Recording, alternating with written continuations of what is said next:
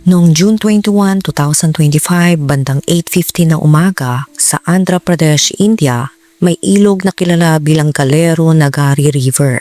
Napadaan ng ilang residente mula sa kalapit na baryo sa kalsadang dumatakbo sa loob ng gubat. May napansin silang masangsang na amoy. Sa una, inakala nilang hayop lamang iyon. Ngunit habang sila'y papalapit, unti-unting lumitaw ang isang nakakakilabot na katotohanan. Isang labi ng lalaki. Ito ay nakahandusay sa gilid ng daan at malinaw na nasa estado na ng pagkabulok. Agad nilang ipinaalam ito sa pulisya. Nang dumating ang mga otoridad, sinelyuhan ang lugar. Walang dalang dokumento, walang malinaw na pagkakakilanlan. Ang labi ay agad na dinala para sa pagsusuri. Ngunit nanatiling bukas ang dalawang tanong. Sino ang lalaking ito at bakit ito ginawa sa kanya?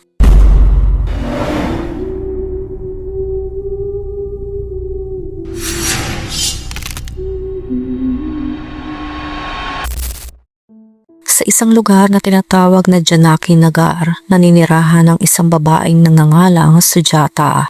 Isa siyang janitress sa isang pribadong finance company. Araw-araw maaga siyang pumapasok, nagwawalis, naglilinis at tahimik na ginagampanan ang kanyang trabaho.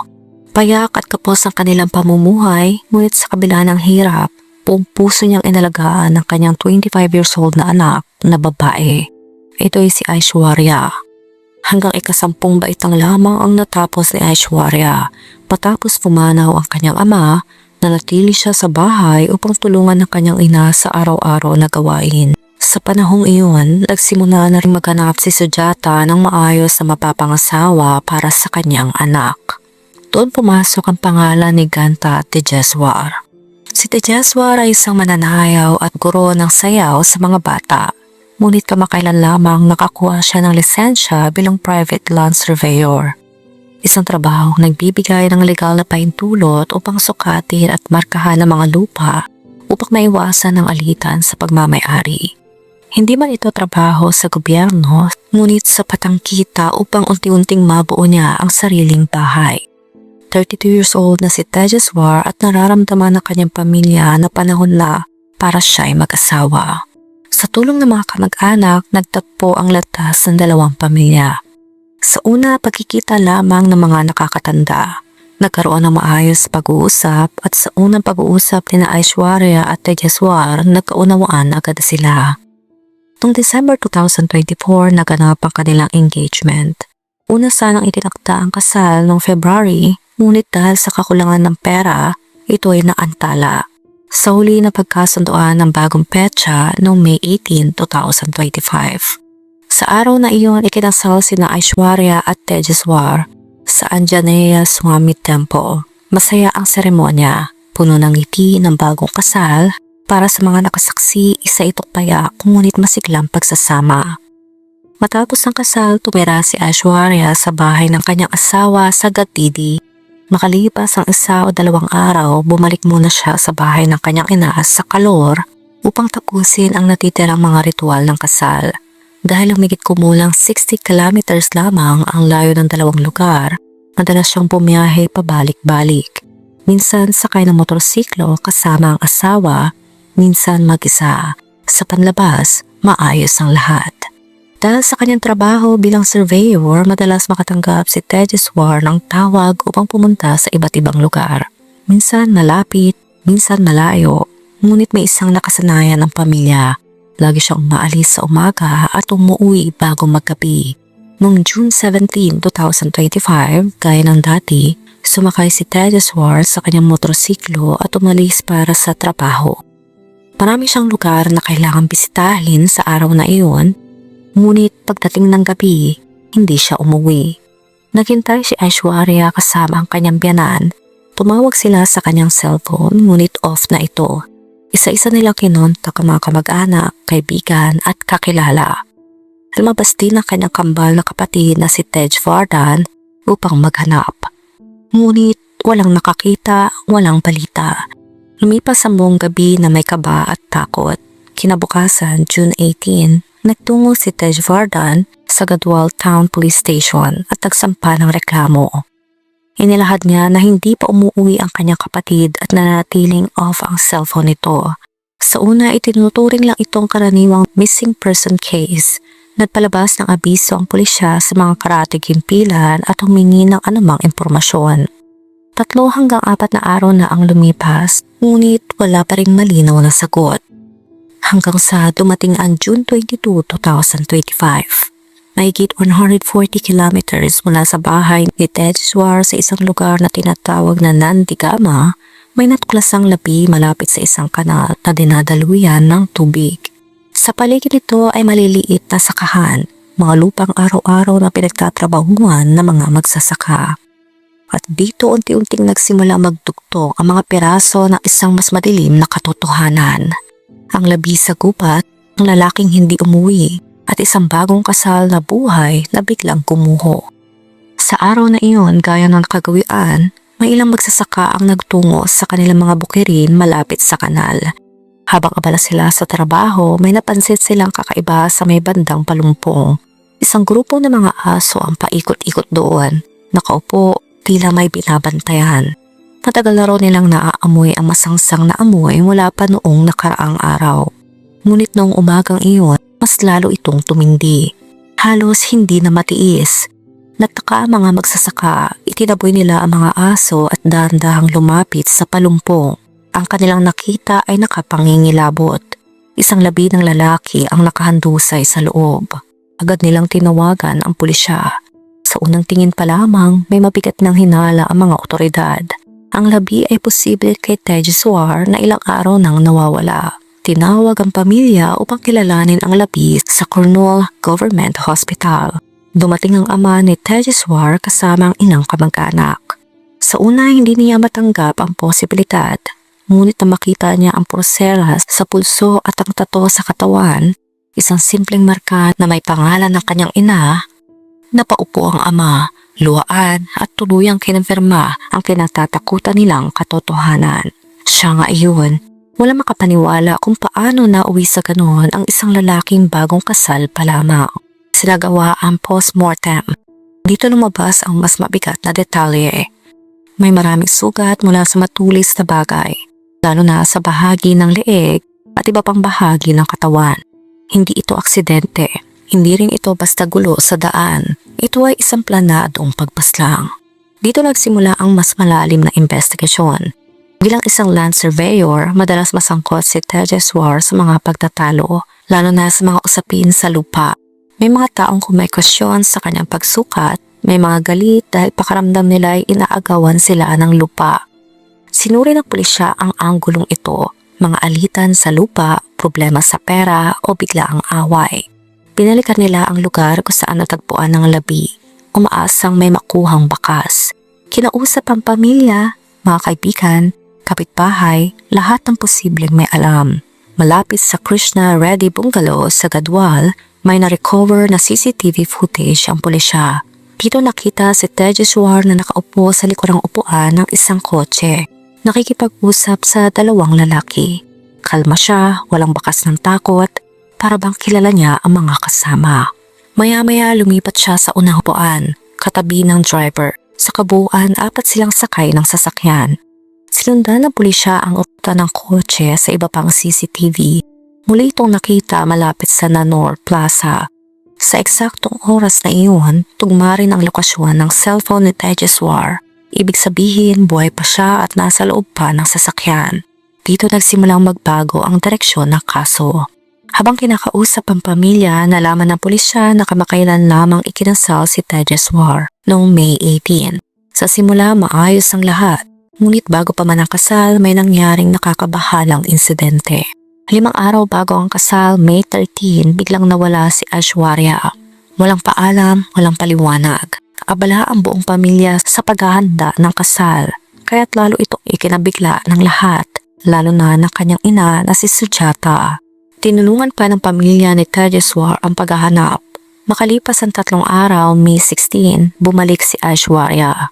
Ang paliwanag niya, nagmula raw siya sa isang mahirap na pamilya at nang makita niyang hirap na hirap ang kanyang ina sa pag-aasikaso ng mga gastusin sa kasal, nabigatan siya sa konsensya. Kaya raw siya umalis at tumuloy muna sa bahay ng kaibigan. Ipinaliwanag niya ito kay Tejaswar. Sa halip na magalit, kinausap niya ito na mahinahon at pinatawad. Humingi ng tawad si Aishwarya at sinabing hindi niya intensyong magdulot ng kahihiyan. Ngunit para sa pamilya ni Tejaswar, natanim na ang duda. Pinayuhan nila siyang huwag ituloy ang kasal. Umiiyak na nagsabi si Aishwarya na tunay ang kanyang pagmamahal. At si Tejaswar sa kabila ng lahat, pinanindigan siya. Tinuloy nila ang isang simpleng kasal sa templo. Kalaunan tinanggap din ng pamilya pagkamat may alinlangan. Pagkatapos ng kasal, napansin ng pamilya ang pagbabago kay Aishwarya. Tahimik siya, bihirang makipag-usap at laging hawak ang cellphone. Kahit nang mawala si Tejaswar, walang emosyon ang ipinakita. Nananatili lamang siya sa loob ng silid, abala sa kanyang cellphone. Dito lalo pang naging mapanuri ang pulisya. Sinuri nila ang call records ni Aishwarya gamit ang kanyang numero. Kasabay nito ang forensic team ay ininspeksyon ang motorsiklo ni Tejaswar at nangolekta ng mga fingerprint. Unti-unti, ang mga peraso ng katotohanan ay nagsisimula na magtagpo at sa likod ng katahimikan may isang mas madilim na lihim na naghihintay na mabunyak. Dito na nadiskubre ng pulisya ang isang lubhang kakaibang detalye. May GPS tracker na nakakabit sa motorsiklo ni Tejaswar. Agad sumulpot ang tanong. Bakit lalagyan ng isang tao ng tracker ang sarili niyang sasakyan? Mariing itinanggi ito ng kanyang pamilya. Ayon sa kanila, hindi kailanman gumagamit si Tejaswar ng ganitong device. Dahil dito, isang malamig na konklusyon ang nabuo sa isipan ng mga investigador. May ibang naglagay ng tracker at malinaw na hindi ito aksidente. Noong June 17, bandang tanghali, huling namataan si Tejaswar malapit sa Krishna Reddy Bungalow. Ayon sa mga ebidensya, isang sasakyan ang dumating at sinakay siya. Nang suriin ng pulisya ang kanyang call history, wala silang nakitang kahinahinala. Walang banta, walang kakaibang tawag, walang mensaheng tila pain. Lalong tumibay ang hinala ng pulisya. Hindi siya tinawagan ng mga salarin. Hindi siya nilinlang sa telepono. Sa halip, sinubaybayan nila ang kanyang galaw gamit ang GPS. Sinundan siya at personal na hinarap. Isang paraan para walang maiiwang digital na bakas. Hindi ito basta krimen, isa itong planadong sabwatan. At dito dumating ang pinakamalaking pagkabigla. Nang suriin ng pulisya ang call records ni Aishwarya, halos hindi sila makapaniwala. Mula sa araw ng kanyang kasal hanggang sa araw na nawala si Tejaswar, mahigit 2,000 na beses siyang tumawag sa iisang numero. May mga tawag na umaabot pa na mahigit isang oras. Sa parehong panahon, mahigit 150 beses lamang siyang tumawag sa sarili niyang asawa. Sa bahay ng kanyang mga biyanan, madalas siyang tanungin, sino ba ang lagi mong kausap? Tahimik at kalmado niyang sagot, nanay ko o kaya mga kaibigan ko. Dahil bagong kasal pa lamang siya, inakala ng pamilya na baka homesick lang siya. Hindi na nila pinilit ang usapan. Ngunit may mga hindi maikakaila. Nagkaroon ng mga pagtatalo sina Tejaswar at Aishwarya dahil mas madalas niyang hawak ang cellphone kaysa makipag-usap sa asawa. Kahit kasal na sila, ramdam ang emosyonal na distansya. Nang tuluyan nang mawala si Tejaswar, mas lalong naging kahinahinala ang kilos ni Aishwarya. Walang luha, walang tanong, nasa loob lamang siya ng kwarto, nakatuon sa kanyang cellphone. Noong June 23, inimbitahan ng pulisya si Aishwarya para sa pagtatanong. Sa una, mariin niyang itinanggi ang lahat. Ngunit sa patuloy at pasinsing investigasyon, unti-unti siyang bumigay. At nang magsimula siya magsalita, napatahimik ang buong silid. Hindi nagtagal, isa pang police team ay pinadala upang sunduin ng kanyang ina, si Sujata, para rin sa pagtatanong. Isang tanong na agad sumagi sa lahat ng isipan. Bakit si Sujata? Siya ang nag-ayos ng kasal. Siya ang ina. Paano siya magiging bahagi ng ganitong krimen? Maging ang pamilya ni Tejaswar ay hindi makapaniwala. Ngunit ang sagot ay nasa call records. Nang suriin ang phone history ni Sujata, isang nakakagimbal na katotohanan ang lumitaw. Pareho sila mag-ina na regular na tumatawag sa iisang numero. Ang parehong numerong tinawagan ni Aishwarya noong mahigit 2,000 na beses. Ang numerong iyon ay pagmamay-ari ni Tirumal Rao, isang branch manager sa isang non-banking finance company. Ang parehong opisina kung saan nagtatrabaho si Sujata bilang tagalinis. Sa ilalim ng matinding pagtatanong, umamin si Sujata. Patapos masawi ang kanyang asawa, unti-unting lumapit sa kanya si Tirumal kahit may asawa na ito. Nagsimula sa simpleng pag-aalaga hanggang sa mauwi sa isang lihim na relasyon. Tinulungan siya nito sa pera at emosyon at sa tagal ng panahon, naging bahagi ng kanyang buhay. Isang araw nagkasakit si Sujata at hindi nakapasok sa trabaho. Ang ipinadala niyang kapalit ang kanyang anak, si Aishwarya. Isang desisyong magbabago ng lahat. Ang lalaking minsan naging karelasyon ng isang 50 years old na ina ay nagkaroon din ng ugnayan sa kanyang 23 years old na anak. At mas masakit, tinanggap ito ni Aishwarya ng kusa. Kahit matapos siyang ikasal, patuloy pa rin ang walang tigil na komunikasyon nila sa cellphone. Napansin ni Sujata ang pagbabago. Nang bumalik siya sa trabaho, umiwas na sa kanya si Tirumal. Ang lalaking minsan nakatuon sa kanya ay nahuhumaling na sa kanyang anak. Doon tuluyang gumuho ang kanyang mundo at ang susunod na mangyayari ay lalampas sa lahat ng hangganan ng tiwala na mag-ina, ng pag-ibig at pagtataksil at ng mismong buhay at kamatayan. Napansin din ito ng mga kasamahan sa trabaho. Unti-unting kumalat ang mga bulong-bulungan hanggang sa tuluyang nalaman ni Sujata ang katotohanan. Isang araw, lihim niyang sinuri ang cellphone ni Aishwarya. Doon niya nakita ang lahat at doon rin siya tuluyang gumuho. Bilang isang babaeng nawala na ng asawa, buong tiwala niyang inialay ang sarili kay Tirumala. Inakala niyang siya na ang magiging katuwang niya sa buhay. Ngunit hindi lang pala ito may asawa. Pinagtaksilan pa siya sa pinakamasakit na paraan. Sa pamamagitan ng pakikipagrelasyon sa sarili niyang anak. Wasak, sugatan ng damdamin at puno ng pagtanggi. Nakaisip si Sujata ng isang plano. Napagpasyahan niyang ipakasal ang kanyang anak sa ibang lalaki. Sa pag-asang balang araw ay makakalimutan ni Tirumala si Aishwarya at babalik sa kanya. Sa tulong ng isang marriage broker, mabilis niyang inayos ang kasal ni Aishwarya at Tejaswar na naganap noong May 18. Ngunit hindi iyon ang wakas, kundi simula pa lamang. Ayon ni Aishwarya sa kasal, kahit matapos ang seremonya, patuloy pa rin ang lihim niyang komunikasyon kay Tirumala. Nang malaman ni Tirumala na ipinakasal na ni Sujata ang kanyang anak, nag-alab ang galit nito. Bigla niyang tinigilan si Sujata at tuluyang umiwas. Nasaktan si Sujata. Hinanap niya ang sagot at ang sagot ni Tirumala ay mas lalong nagpadilim sa lahat. Sinabi niyang hindi siya mabubuhay nang wala si Aishwarya at magiging maayos lamang siya kung makukuha niya itong muli. Paalala ni Sujata, may asawa na ang kanyang anak, ngunit ang sagot ni Tirumala ay malamig at nakakagimbal. So what kung may asawa na siya, pastangin natin ang asawa niya, pagkatapos pwede na siyang bumalik. Hindi pa roon nagtapos, ipinangako rin ni Tirumala na pagsasamahin niya ang mag-ina sa iisang bahay na para bang kapwa-asawa niya ang dalawa. Makalipas ang ilang pag-uusap, napaniwala si Sujata at pumayag. Mas nakakagulat, si Aishwarya ay hindi rin nagpakita na matinding pagtutol sa ideyang mapahamak ang sarili niyang asawa. Nang malaman niya ang relasyon ng kanyang ina at ni Tirumala, siya'y nayanig, ngunit hindi niya ito tinutulan dahil sa pangakong buhay na ipinintas sa kanya. Pumayag siya sa plano ng threesome na pagsasama kasama ang kanyang ina. Dito na tuluyang nabuo ang krimen. Isang araw lumapit kay Tirumala ang isang lalaking nagngangalang Kumari Nagesh, isang potter na may madilim na nakaraan.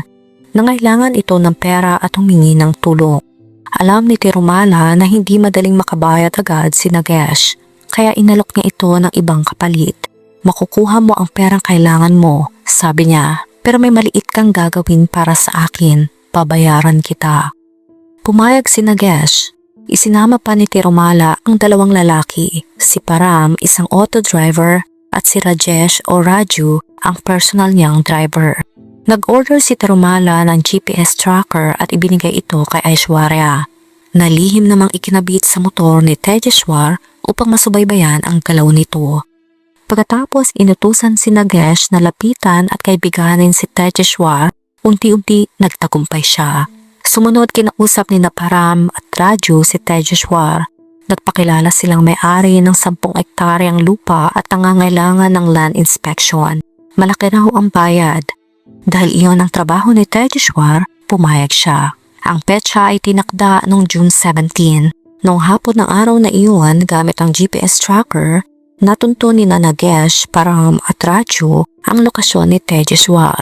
Isinakay nila siya sa sasakyan at dinala sa isang liblib na lugar sa Biruram. Doon bigla siyang inatake ni Param gamit ang matulis na bagay. Sumunod sina Raju at Nagesh. Hindi na nakaligtas si Tejeshwar. Matapos ang krimen, tinawagan nila si Tirumala sa video call upang ipakita ang ginawa. Ipinagbigay alam naman ito kay Aishwarya ang nangyari. Inutusan ni Tirumala ang mga salarin na iwasan ang highway at gumamit ng maliliit na daan. Sa biyahe, itinapon nila ang cellphone at bag ni Tejeshwar sa ilog Krishna. Kalauna nakipagkita si Tirumala sa kanila, kinumpirma ang pagkakakilanlan ng biktima. Nagbigay ng malinis na damit at isang lock na pera na may pangakong karagdagang bayad sa June 20. Orihinal sanang ililibing ang labi sa isang real estate plot, ngunit dahil may mga tao roon, nabigo ang plano. Sa halip, itinapon ang labi sa isang masukal na canal area at winaksi ang mga damit na may mantsa na pula. Ngunit hindi nagtagal na bunyag din ang lahat. Noong June 24, nahuli ng pulisya sina Nagesh, Param at Raju sa Palur checkpost. Si Tirumala naman ay inaresto sa Shamshabad Airport habang sinusubukang tumakas. Sa kabuuan, 8 ang naaresto sa kasong ito. Patuloy pang nagtitipon ng ebidensya ang mga pulis at sinusubukang buuin ang eksaktong nangyari sa pinangyarihan ng krimen upang mapatibay ang kaso bago ito tuluyang iharap sa korte. Sa kasalukuyan, wala pang malawak na ulat tungkol sa formal na paglilitis o pinal na hatol ng korte. Ibig sabihin, ang kaso ay patuloy pa ring dumaraan sa proseso ng hustisya habang isinasagawa ang mga susunod na hakbang sa investigasyon at legal na pagdinig. Kung mapatunayan nagkasala ang mga akusado sa ilalim ng batas ng India, maaari silang maharap sa kasong murder sa ilalim ng Indian Penal Code. Ang parusa para dito ay maaring habang buhay na pagkakakulong o sa pinakamabigat na kaso ang penalty. Lalo na kung mapapatunayan pinagplanuhan ng krimen at may sabuatan ang mga sangkot. Kahit ang mga taong tumulong lamang sa plano o pagtatago ng krimen ay maaari ring makatanggap ng kaparehong mabigat na parusa. Ang kwentong ito ay puno ng masasakit na pangyayari. Mga pangyayaring nag-iwan ng tanong, lungkot at hindi madaling kalimutan na alaala. Isang ina at anak ang parehong nahulog sa pag-ibig sa iisang lalaki. Sa likod ng relasyong ito ay nabuo ang mga lihim at kasinungalingan na unti-unting nagpalalim sa gulo ng kanilang buhay. At sa gitna ng lahat ng ito, may isang taong inosente ang nadamay, isang buhay na natapos dahil sa mga desisyong ginawa ng iba. Ikaw, ano masasabi mo sa kwento natin ngayon? Let me know sa comment section. Kung nakaabot ka sa video na ito ay maraming salamat. Huwag kalimutan mag-like, share, subscribe, and turn on the notification. Ingat ka palagi. Ciao!